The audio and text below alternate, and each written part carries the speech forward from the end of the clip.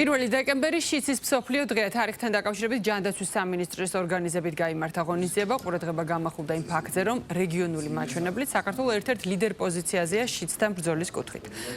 გაფართოვდა გეოგრაფიული ხელმისაწვდომობა როგორც დიაგნოსტიკის, ასევე მკურნალობის მხრივ. დააჯილდოვეს ის მედიკოსები, რომლებიც ამ მიმართულებით მუშაობენ.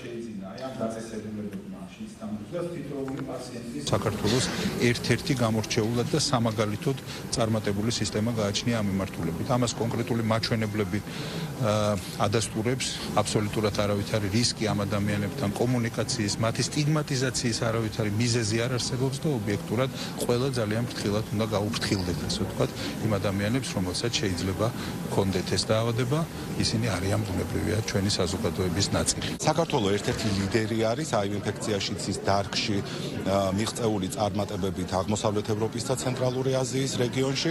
კერძოდ საქართველოს იყო პირველი ქვეყანა და რჩება ერთ-ერთ ლიდერ ქვეყანად, რომელმაც უზრუნველყო ყველა HIV ინფიცირებული პაციენტისთვის უნივერსალური უფასოდ ხელმისაწვდომობა.